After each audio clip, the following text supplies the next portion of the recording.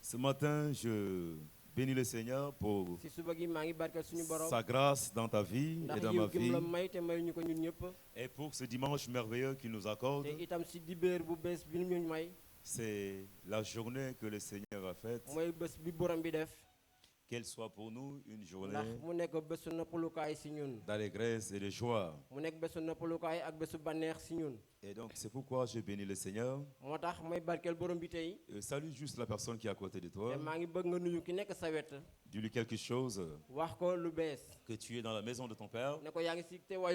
Sois béni ce matin. Tu es dans la maison de ton Père. Sois béni. Alléluia. Avant de commencer mon propos ce matin, j'aimerais avoir une pensée pour notre Père, l'apôtre Germain Deke. Sans oublier notre référent, le docteur Brice. Nous les saluons là où ils sont. Et nous bénissons le Seigneur pour le don qu'ils sont pour nous. J'aimerais t'inviter à ouvrir ta Bible avec moi. Ce matin, nous allons lire dans le livre de Marc. Marc, chapitre 4. Nous lirons le verset 31 jusqu'au verset 41. Marc, chapitre 4. Le verset 31. 35 jusqu'à 41.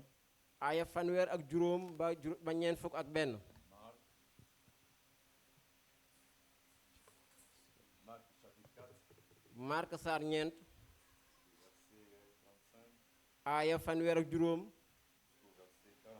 ba ca ñeent fukk ak benn bi mu ne ci bés boobu ci ngoon Jésus leur dit, Yeesu mu ne leen passons à l'autre bord. nañu dem ci beneen wet bi. Après avoir renvoyé la foule, bu mu dàqee askan wi ils l'amenèrent dans la barque mu andi leen ci gaal gi où se trouvait. fu mu nekkoon.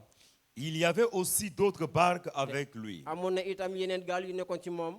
Il s'éleva un grand tourbillon te mu am benn ngelaw gu jóg. et les flots se jetaient dans la barque ndax ginaxu géej gi daal di dugg ci géej gi. au point qu'elle se remplissait déjà. te mu dem bay feesal gaal gi.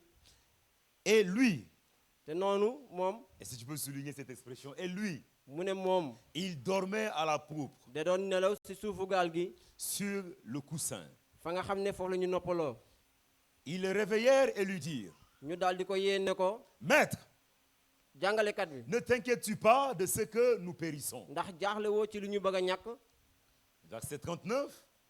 S'étant réveillé, bu mu jógee. il menaça le vent mu daal di bu xatal ngelaw li. et dit ne ko. à la mer, géej gi. silence, noppil. tais-toi. noppil. Je reprends cette partie. S'étant réveillé, bu mu yeewoo. il menaça le vent mu daal di bu xatal géej gi. et dit ne ko. à la mer, mu ne géej gi. silence, noppil. tais-toi. te tëjal sa Et gémmiñ. le vent cessa. ngelaw li daal di noppi. Et il y eut un grand calme. te mu am benn noppi bu rëy. Puis il leur dit, mu ne leen. pourquoi avez-vous ainsi peur? lan moo tax ngeen di ragal. Comment n'avez-vous point de foi? nan ngeen ñàkkee ngëm. Ils furent saisis d'une grande frayeur. mu daal di am benn tiitange bu rëy. Et ils se dirent les uns ñu daal di wax aux ci biir. autres, kenn ku nekk ak moromam di quel est wax. donc celui-ci kii mooy kan. à qui obéissent même ka nga xam ne sax. Le vent ngelaw gi da koy déggal. et la mer? ak géej gi yëpp dañ koy déggal. À qui obéissent même ka nga xam ne ngelaw li. le vent et la mer? ak géej gi dañ koy déggal. Amen. cant ñal na borom bi. Ce matin, j'aimerais parler de la paix. tey jii dama bëgg a wax. J'aimerais parler de la paix. dama bëgg a wax ci jàmm. Donc mon propos, je l'ai intitulé tey La su ma paix là où règne le trouble. damay waxtaanee ci jàmm ji nga xamante ne moo daal di daw fa nga xam ne jaxasoo amoon na fa. Très bien. Oh, ça c'est bien. Jaxaso. Ok, la paix là où règne le trouble. jàmm ji nga xam ne daal dina ñëw fi jaxasoo amoon. La paix jàmm là où règne fa nga xamante ne le trouble. fa la jaxasoo nekkoon. Nous sommes ici dans le livre de Marc, dañuy nekk ci téere Marc bi. un évangile assez simple. benn jàngalekat bu daal di dal. Et cette portion d'écriture, te mbindam yi nii. Matthieu, Marc, Luc en ont parlé. Mais Marc est le seul qui a évoqué ce détail en disant silence, tais-toi. Il est allé plus loin. Les autres ont dit silence. D'autres il menaça le vent. Il menaçait le vent. Et donc Marc nous relate cette histoire. C'est un enseignement très profond que Marc nous montre ici. Marc est en train de nous parler d'une traversée que Jésus a effectuée avec ses disciples. Ils étaient de l'autre bord du lac de Galilée, appelé aussi le lac de Tibériade. Mais Jésus les proposa de traverser, d'aller à l'autre bord. Et vous allez voir à l'autre bord, ils vont atterrir au chapitre 5 dans le pays de Gadara, appelé communément le Décapole. Mais pendant qu'ils sont en train de traverser, il y a eu quelque chose qui est arrivé. On nous parle de la tempête. Dans d'autres versions, d'un tourbillon qui est survenu. Et par là, Marc nous montre quoi? Que la vie chrétienne est semblable à cette traversée que Jésus est en train d'effectuer avec ses disciples. Et qu'il d'un point A à un point B. Mais pendant qu'ils sont en train de traverser, il est arrivé qu'ils ont rencontré ici une tempête. Parce qu'ils étaient dans une barque. Et la Bible dit que la mer était menaçante.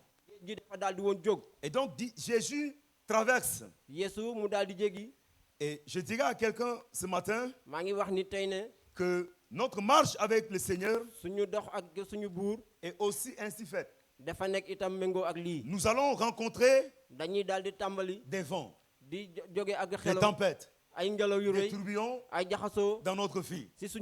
Mais ce qui est important ce matin, que nous devons retenir, c'est que Jésus est dans la barque. Alléluia. C'est ce détail-là, c'est cet élément-là qui change tout. Alléluia. Tout le monde peut voyager. Tout le monde peut se déplacer. Tout le monde peut être dans sa barque. Mais nous, l'avantage que nous avons, la grâce que nous avons, le privilège que nous avons, c'est que Jésus est dans la barque. Est-ce que tu peux le dire à ton voisin? Que Jésus est dans ta barque. Jésus est dans ta barque. Alléluia. Jésus était dans leur barque. Alléluia. Et donc pendant qu'ils avançaient, la Bible dit au verset, le verset, je peux dire, allons-y au verset 38 et 37, 36, 37. Après avoir renvoyé la foule, ils l'amenèrent dans la barque où il se trouvait. Il y avait aussi d'autres barques avec lui. Il s'éleva un grand tourbillon et les flots se jetaient dans la barque au point qu'elle se remplissait déjà. Ok. Mais avant de dire quoi que ce soit concernant les deux versets, le verset 35 dit, c'est Jésus qui dit, ce même jour-là, sur le soir, Jésus leur dit, passons à l'autre bord. Passons à l'autre bord. Ce n'est pas eux qui sont à l'origine, qui ont initié cette traversée. C'est Christ lui-même qui les a demandés. C'est lui qui les a conduits. Donc, cette traversée a été effectuée sous l'ordre de Jésus. Et donc, ils vont obéir. Ils vont le suivre. Ils vont prendre la barque. J'ai dit à quelqu'un, comme les disciples, ce n'est pas toi, ce n'est pas moi qui nous sommes engagés dans cette voie. Mais c'est lui qui nous a invités. C'est lui qui nous a tendu la main. C'est lui qui nous a offert ce salut. Et nous l'avons accepté. Nous avons décidé de marcher avec lui. Et nous ne marchons pas selon nous-mêmes. Mais nous marchons selon ses instructions. Nous marchons selon ses ordres. Nous marchons selon son orientation et sa direction. C'est lui qui nous dit, allons. Et nous nous levons et nous le suivons. Mais pendant que nous serons en train de marcher avec lui, il se peut, comme les disciples, qu'il y ait une tempête, qu'il y ait un vent violent qui souffle contre nous. Et la traversée devient compliquée. Mais cependant, retenons une chose, que ce n'est pas nous, mais nous marchons avec celui qui nous a invités. Nous marchons avec celui qui nous a conviés, qui est Jésus. C'est lui qui a dit, allons, passons sur l'autre bord. Alléluia. Et sa parole est oui et amen. S'il nous dit de passer, c'est que lui, il est capable. S'il se souvient des difficultés, s'il se souvient des problèmes, s'il se souvient des choses inattendues, lui qui est le Seigneur, qui a le contrôle sur toutes choses, saura quoi faire. Alléluia. Saura quoi faire. Je dis à quelqu'un, les choses peuvent te dépasser. Tu peux ne pas avoir le contrôle de certaines choses dans ta vie, mais celui qui t'a appelé, celui avec qui tu marches, il est au contrôle. Et il est capable de faire face à tout ce que vous allez rencontrer. Alléluia. C'est pourquoi je dis à quelqu'un, le vent soufflera. La tempête menacera. Cependant, Christ est dans ta barque. Christ est avec toi. Et étant avec toi, tu ne feras pas naufrage. Oh, je dis à quelqu'un, étant avec toi, tu ne feras pas naufrage. Alléluia. Tu ne feras pas naufrage. Et la Bible dit, pendant qu'il traversait, il s'éleva un grand tourbillon. Un grand tourbillon. Second 21 dit un vent violent. Alléluia. Un vent violent. Et dans Matthieu 8, versets 23 à 27, là, Matthieu parle d'une tempête. D'une tempête. Alléluia. Vous savez, quand on parle de la tempête, c'est un vent rapide qui se déplace en tournoyant et qui ravage vraiment beaucoup de choses sous son passage. Parce que c'est un vent très puissant. C'est pourquoi Second 21 parle d'un vent violent. Et pendant qu'ils allaient, la Bible dit que quoi? Il y a eu cette tempête. Et cette tempête a troublé leur voyage, a menacé leur vie. Et la Bible dit, ici, il parle des flots, c'est-à-dire des vagues qui se jetaient dans la barque, au point que la barque se remplissait déjà. Alléluia. Au point que la barque se remplissait déjà. Et là, ce verset nous montre l'image de quoi?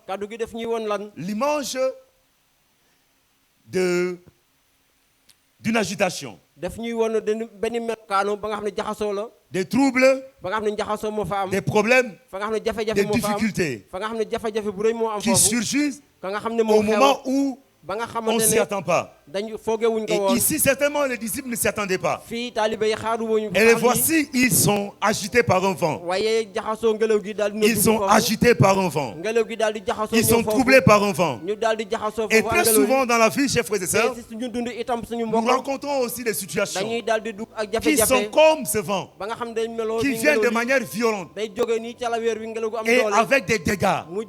Et parfois laissent de l'impact dans nos vies, dans nos travaux, travail, dans nos études, dans nos projets, dans nos commerces, dans nos foyers, dans nos mariages, ou encore dans nos relations, ou nos entreprises.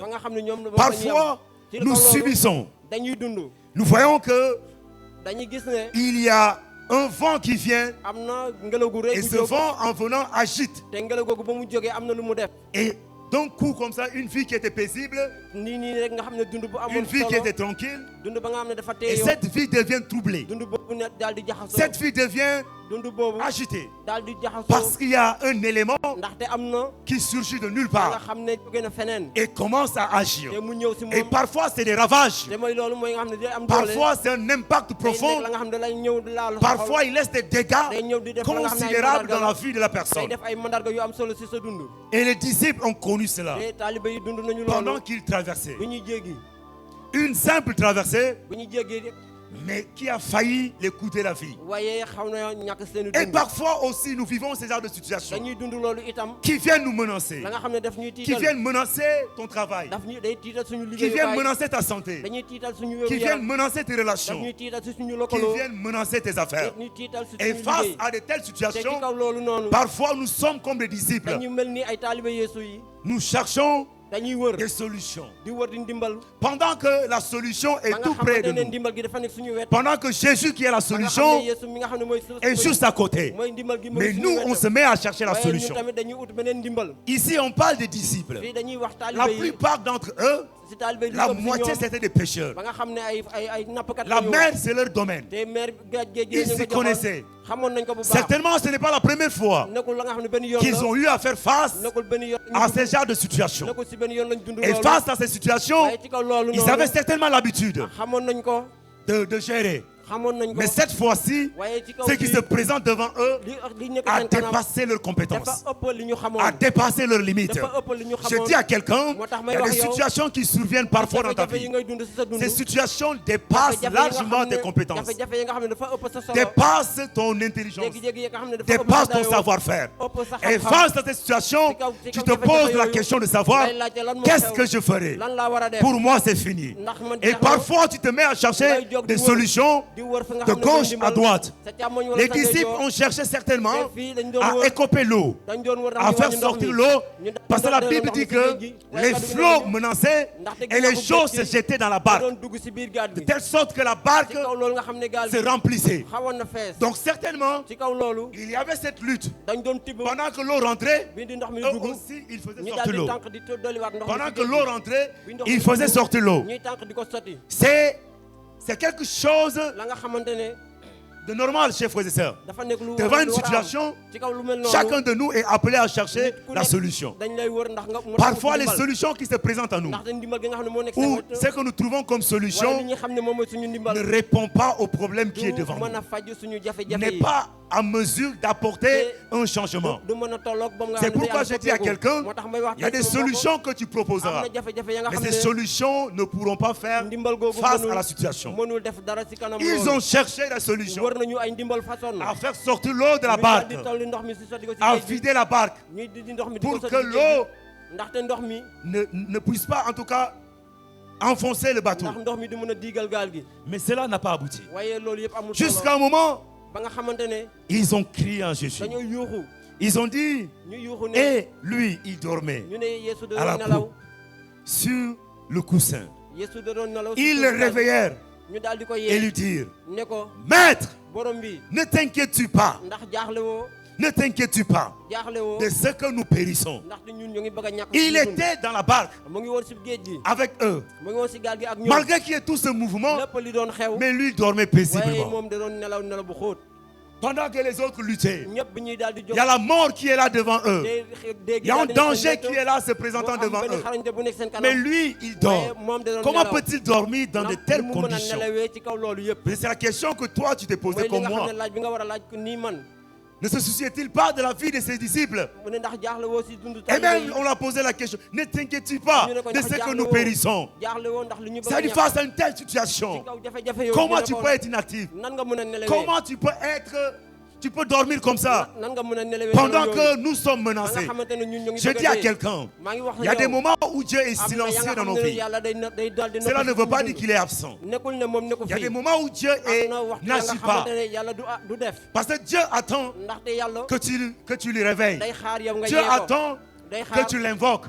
Dieu attend que tu l'appelles. Dieu attend que tu le cherches dans cette situation. Jésus savait qu'il y avait ça, mais il attendait. Il attendait de voir. Alléluia. Et je dis à quelqu'un ce matin, alléluia. Je dis à quelqu'un ce matin, ce n'est pas que Jésus ne t'a pas entendu. Ce n'est pas que Jésus t'a négligé. Ce n'est pas que Jésus t'a oublié. Mais ce qu'il attend de toi, c'est que tu l'invoques. Tu l'invoques. Tu l'invoques. Tu dis Jésus, j'ai besoin de toi. Parce que jusqu'ici, l'impression que tu donnes aux autres, c'est que tu as le contrôle. C'est que tu gères. C'est que la chose est encore sous contrôle. Mais celui qui cherche de l'aide est celui qui a reconnu que la chose le dépasse, que la chose n'est pas à son niveau. Et parfois, nous sommes comme ces gens qui ont le contrôle sur la chose. Mais quand tu commences à perdre le contrôle, fais appel à celui qui contrôle toutes choses. Fais recours à celui qui a le contrôle sur toutes choses. Et ils vont faire appel à Jésus. Alléluia. Ils vont l'invoquer. Et il va se lever. Alléluia. Il va se lever. Et de là, il va nous montrer qui il est réellement. C'est pourquoi je dis à quelqu'un, tu as la grâce ce matin. Parce que tu as avec toi, dans ta barque, celui qui peut tout. Alléluia. Celui qui peut tout. Est-ce qu'on peut lire Colossiens chapitre 1, verset 15 à 16? Alléluia. Les disciples n'ont pas invoqué n'importe qui. Colossiens. Ok, il est dit ceci. Il dit le Fils est l'image de Dieu invisible. Le premier-né d'entre toute la création. C'est en lui ont été créées toutes les choses qui sont dans les cieux et sur la terre, les visibles et les invisibles, les trônes, les dignités, les dominations, autorités. Tout a été créé par lui et pour lui. Alléluia. Tout a été créé. Alléluia. On dit en lui ont été créées toutes choses. Et on a cité les choses qui ont été créées par lui. On dit quoi ici? Les visibles et les invisibles. Les visibles et les invisibles. Ces choses ont été créées par lui. Et on cite les dominations, les autorités, les dignités. Toutes ces choses ont été créées par lui. Et l'auteur ne se limite pas ici, il dit tout a été créé par lui et pour lui. Alléluia. Par lui et pour lui. Donc il est le maître de toutes choses. Il est le Seigneur de toutes choses. Celui qui a créé toutes choses. Et il était dans leur barque. Et lorsqu'ils ont eu la révélation de faire appel à lui, il s'est réveillé. Il s'est levé et il a agi. Je dis à quelqu'un ce matin, celui que nous servons, celui que nous suivons, celui que nous prêchons aujourd'hui, il n'est pas n'importe qui, mais il est celui qui a créé toutes choses. La Bible dit, il est celui qui a fait le ciel et la terre, ainsi que tout ce qui s'y trouve. Et ce passage que nous venons de lire nous montre qu'il est le maître de toutes choses. Il est le propriétaire de toutes choses. Alléluia. Et c'est pourquoi face à la tempête, nous devons faire recours à lui. Face à ces choses qui nous dépassent, face à tout ce qui agit contre nous et qui nous dépasse, c'est lui que nous devons invoquer. C'est lui que nous devons appeler. C'est lui que nous devons, en tout cas, faire recours. Car il est celui qui est capable d'agir. Il est celui qui est capable d'agir. Oh, je dis à quelqu'un qu'il est celui qui est capable d'agir. Et c'est lui qui se lève. Alléluia. C'est lui qui se lève. C'est lui qui se lève. Et Jésus va dire ceci à ses disciples. Verset 40, puis il leur dit: pourquoi avez-vous peur? Pourquoi avez-vous peur? Comment n'avez-vous point eu de foi? Alléluia. Comment n'avez-vous point de foi, pardon? Pourquoi avez-vous peur? Et comment n'avez-vous point de foi? Ça, c'est une question qu'il te pose ce matin. Pourquoi as-tu peur? Comment n'as-tu pas la foi?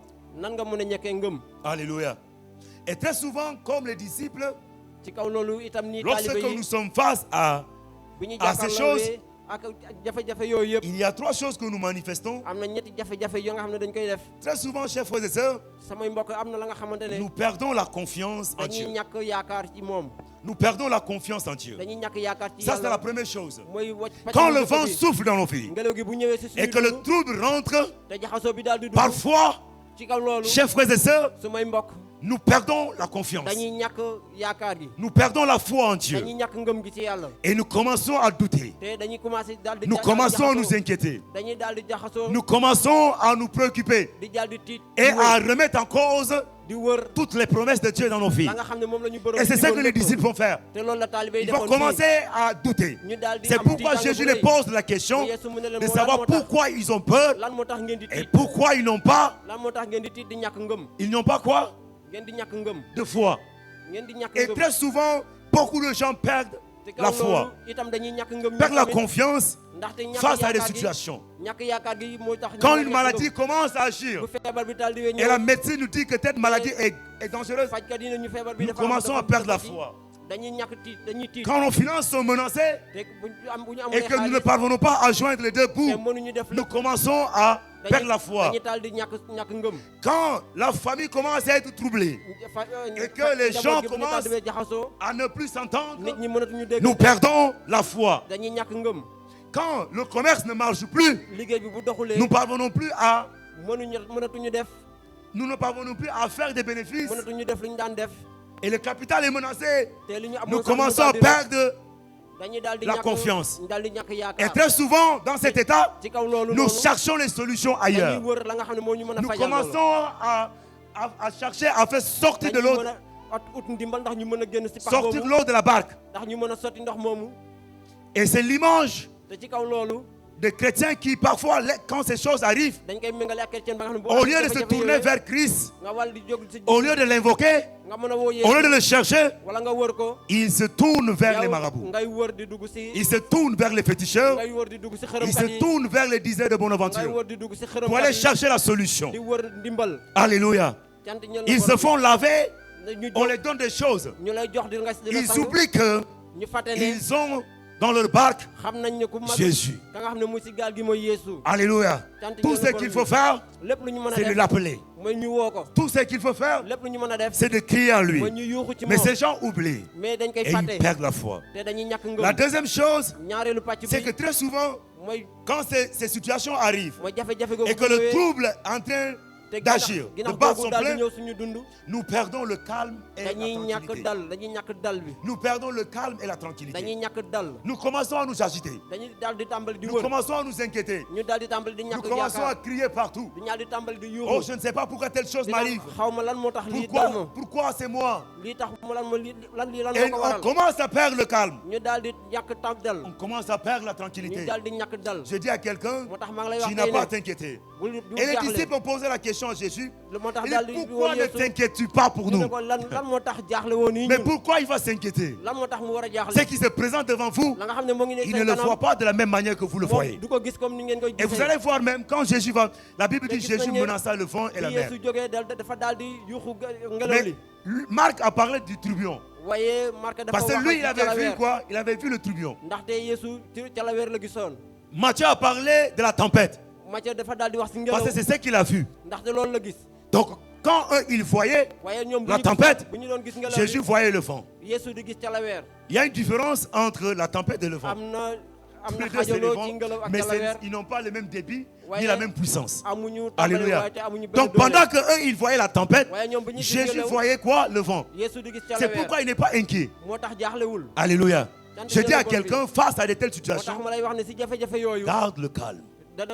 Sois tranquille. Garde le calme et sois tranquille. Ne te laisse pas agiter. Et ne sois pas agité.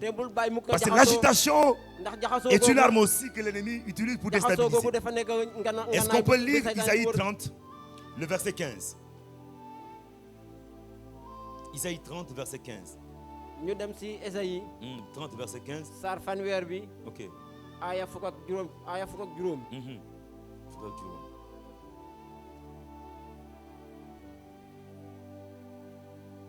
La Bible dit, car ainsi parle le Seigneur, l'Éternel, le Saint d'Israël.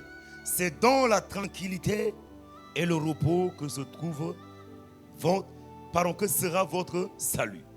C'est dans le calme et la confiance que sera votre force. Mais vous ne l'avez point voulu. Alléluia. Vous ne l'avez point voulu. Il dit, c'est dans la tranquillité et le repos que sera votre salut. C'est dans le calme et la confiance que sera votre force. Alléluia. La force. Dieu, quand il y a des situations qu'il attend de nous pour agir efficacement, c'est que nous soyons calmes. Parce que dans l'agitation, Dieu parlera. Il y a des choses qui nous échapperont. Dans l'agitation, Dieu nous montrera des choses, mais nous n'allons pas les appréhender comme Dieu nous les montre. Il y a des choses qui nous échappent. C'est pourquoi Dieu dit, Dieu nous invite ce matin à être calme. Je dis à quelqu'un, sois calme. La situation que tu traverses ne va pas t'engloutir.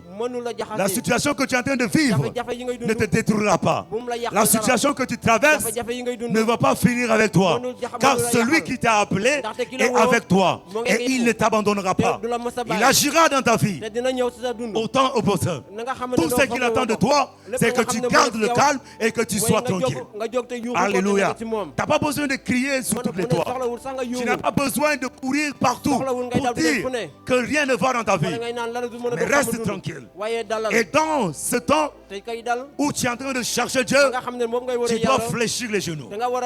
C'est le moment où tu dois crier à lui. C'est le moment que tu dois faire appel à lui. C'est le moment où tu dois le chercher dans la prière. Et lui, il agira. Alléluia. Il agira. Et très souvent, nous perdons le calme. Je dis à quelqu'un, garde le calme. Tu peux perdre tout, mais ne perds pas le calme. Ne perds pas la tranquillité. Alléluia. Et la troisième chose, c'est que nous tombons très souvent dans l'exagération. Dans l'exagération. Vous savez, très souvent, il y a des situations que nous vivons. Il y a des choses que nous rencontrons dans nos vies. Ces choses en réalité ne sont pas ce que nous croyons qu'ils sont. Et ces choses n'ont pas l'importance et l'impact que nous lui donnons. C'est nous qui voyons la chose ainsi. C'est nous qui lui donnons l'importance qu'il a. Regardez David face à Goliath. Pendant que toute l'armée d'Israël voyait Goliath comme un soldat aguerri qui connaît l'art de la guerre depuis son jeune âge. David l'a vu comme un incirconcis qui insulte Dieu et son armée. Donc, il y a deux, ici, je peux dire, il y a deux groupes de personnes. David voyait Goliath comme un incirconcis, pendant que les autres le voyaient comme un adversaire redoutable et invincible. Et David dit, j'irai. J'irai. Alléluia. Et il est parti, chers frères et sœurs. Et Goliath lui dit, suis-je un chien pour que tu viennes Viens moi avec le bâton et les pierres. David lui dit, je couperai ta tête et je lui donnerai quoi? Je donnerai ta tête aux oiseaux du ciel. Ça, c'est quelqu'un qui avait une autre vision des choses. L'exagération, c'est donner une chose plus d'importance qu'elle n'en a en réalité. C'est ça l'exagération. Ça dit que c'est vrai, tu as des douleurs. Tu te sens mal. Mais pourquoi tu donnes tant d'importance à ces douleurs? De telle sorte que tu dis que tu ne peux pas marcher. Même si ça te fait mal, lève-toi, marche. On te dit ça va, tu dis oui ça va, parce que je marche. Alléluia. Pourquoi? Très souvent nous donnons plus d'impact à la chose. Nous donnons plus d'importance à la chose. Chers frères et sœurs, dans l'art de la guerre ou dans l'art du combat spirituel, il y a aussi cet aspect, apprendre à minimiser les attaques de l'ennemi. C'est-à-dire qu'à minimiser ce qu'il a fait. La nuit, ça ne va pas, tu as reçu le coup. Mais tu te lèves le matin, tu te tires. Tu marches gaillardement. Il se dit non, attends. Tout ce qu'on a fait la nuit, est-ce que c'est lui? C'est toi. Alléluia. Chers frères et sœurs, c'est toi. Et la nuit, quand tu rentres chez toi, voilà, tu appliques le beurre de karité. On te fait un massage.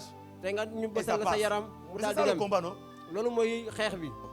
C'est pas toi seulement qui cogne, on te cognera quand même.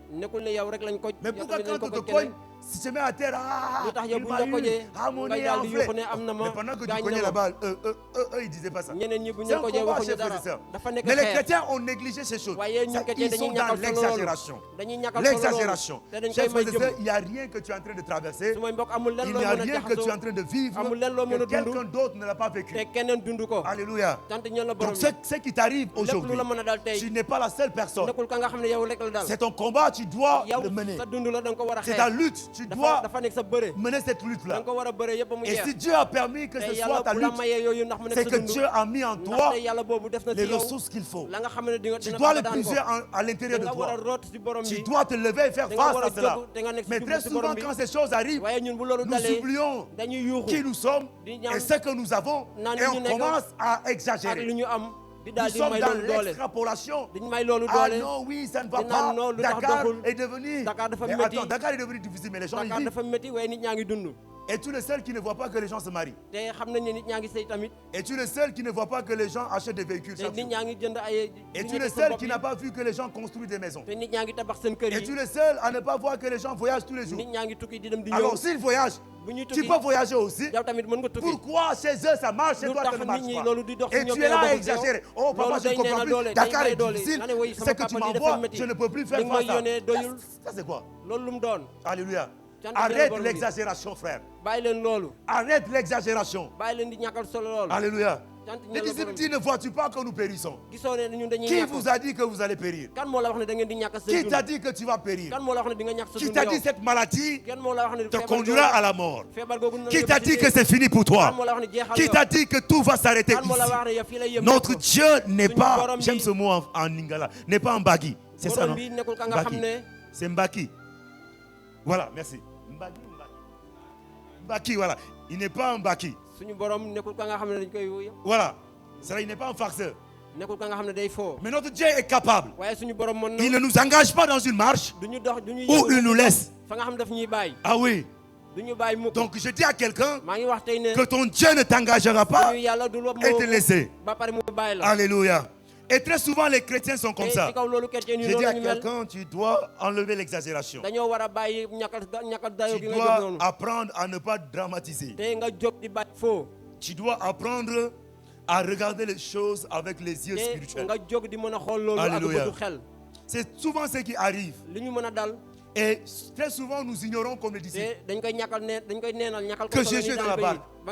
On va chercher la solution ailleurs. On va chercher la solution ailleurs. Jésus est dans la barque. Jésus est dans la barque. La Bible dit s'étant réveillé. Au verset 39, s'étant réveillé, il menaça le vent. Il dit silence, tais-toi. Alléluia. S'étant réveillé. S'étant réveillé. Alléluia. Tout ce que tu as à faire ce matin, c'est de l'invoquer. c'est de l'invoquer. Est-ce qu'on peut voir Éphésiens chapitre 1er? Éphésiens 1er. Éphésiens 1.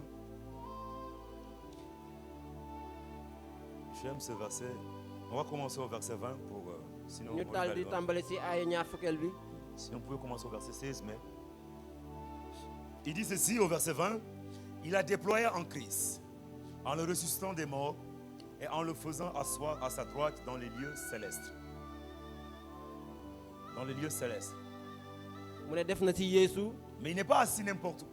On dit à sa droite. Alléluia. À sa droite. Regardez ici, il y a deux informations.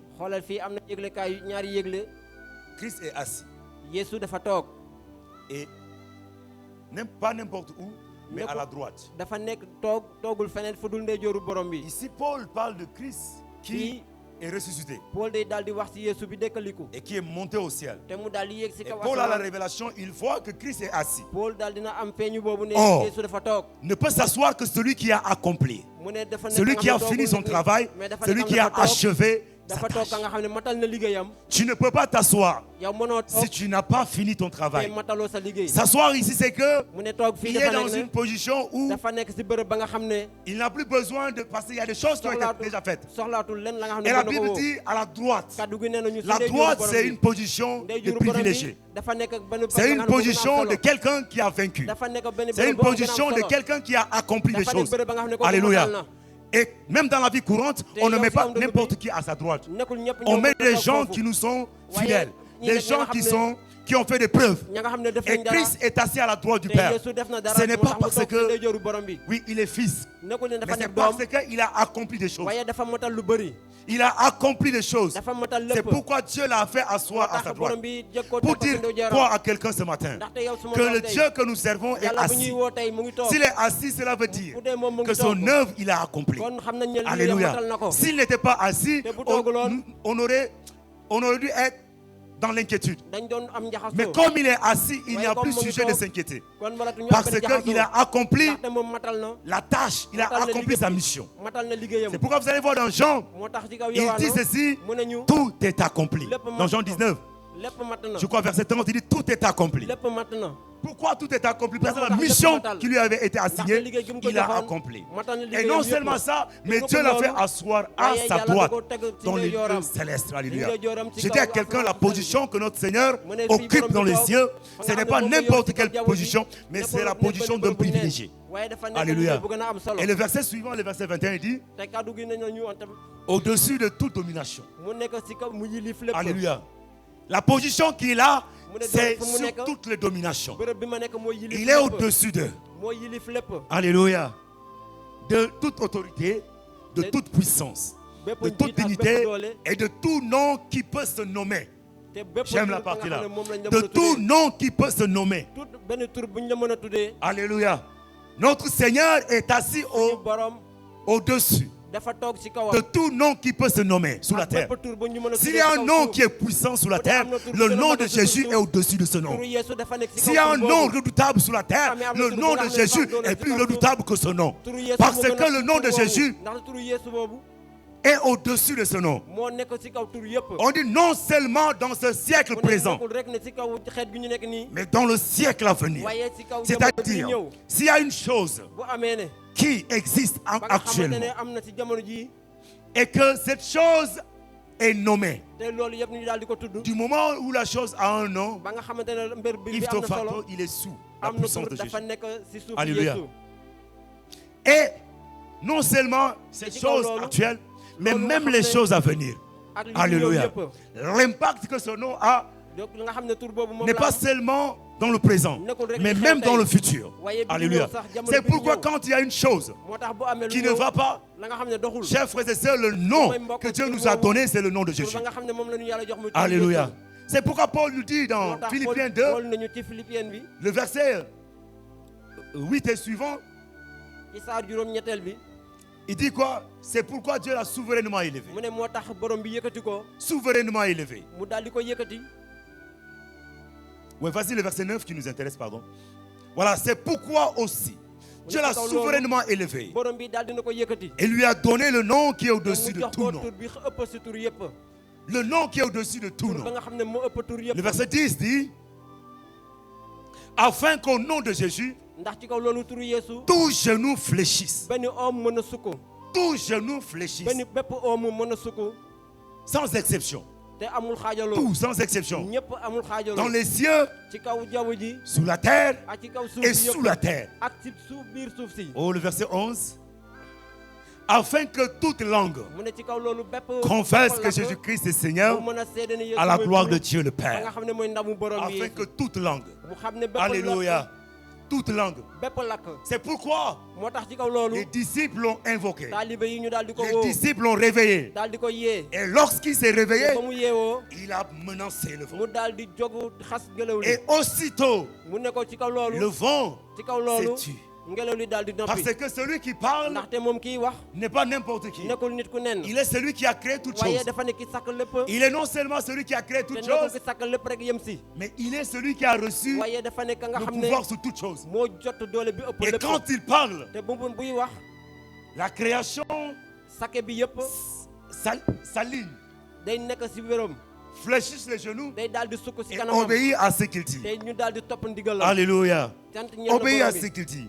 La Bible dit, s'étant réveillé, il menaça le vent. Il menaça le vent et dit à la mer, silence, silence, tais-toi. Silence, tais-toi. Chers frères et sœurs, il y a des choses qui doivent se taire. Il y a des choses qui doivent cesser de parler et d'agir. Il y a des choses qui doivent s'arrêter. Et le nom de Jésus est le nom qui est capable d'arrêter ces choses. Il y a des situations qui perdurent. Il y a des choses qui résistent. Il y a des choses qui persistent. Parce que jusqu'ici, nous n'avons pas encore fait recours au nom de Jésus. C'est pourquoi Jean nous dit, jusqu'à présent, il dit vous priez. Non, il dit vous n'avez rien demandé parce que jusqu'ici vous n'avez pas quoi. Cherchez-moi le verset, j'ai oublié, c'est pour ça que c'était mon verset. Jean combien? 16-24, il dit quoi? Jusqu'à présent vous n'avez rien demandé à mon nom et vous recevrez. Afin que votre joie soit parfaite. Il dit demandez à mon nom. Et les disciples ont fait appel à lui. Et il a parlé. Et du moment où il a parlé, les éléments commencent à obéir. Je dis à quelqu'un que ta maladie a des oreilles.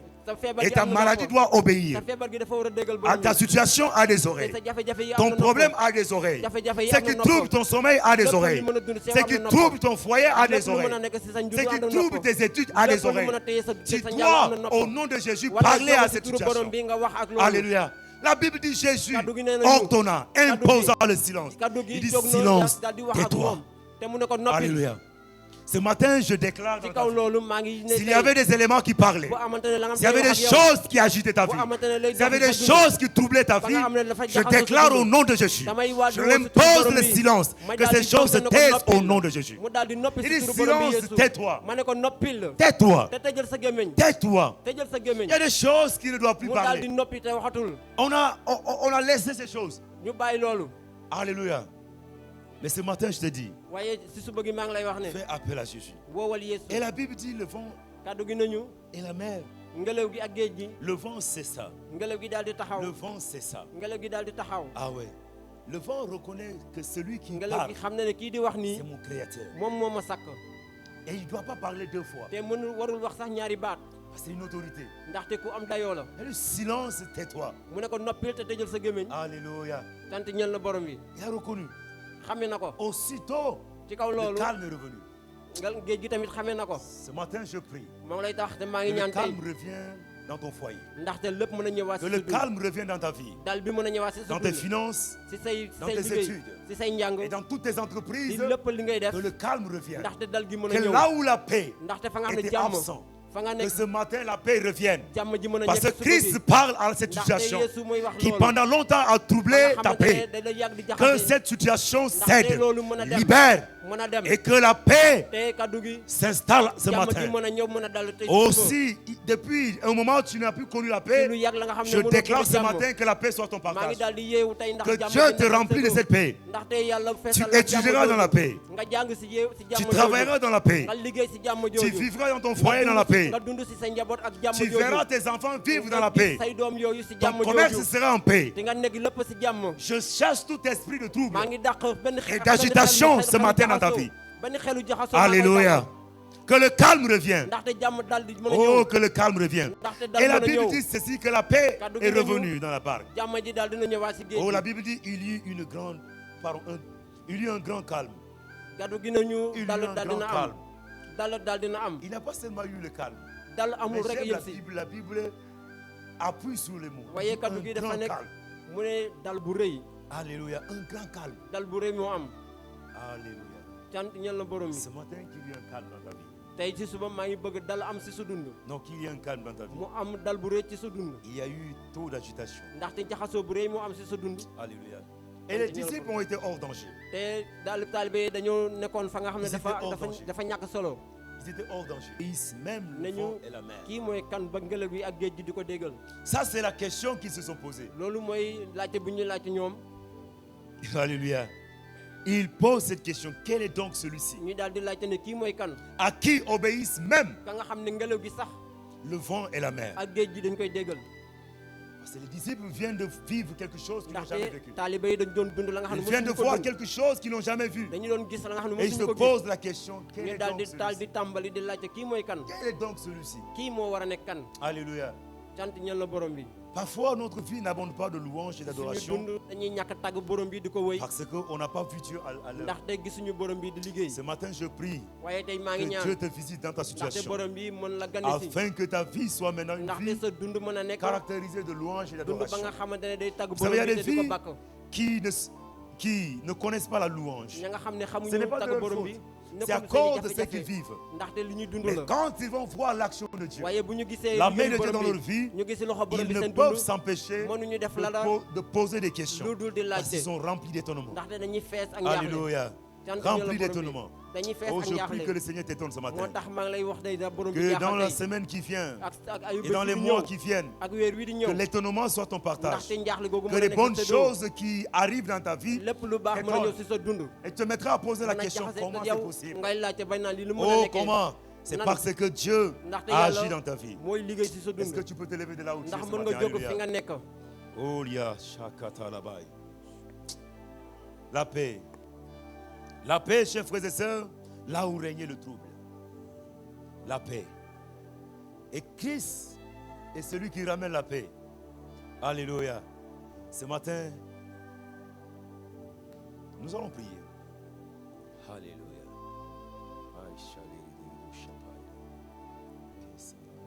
Conduis-nous, s'il te plaît, dans ce chant.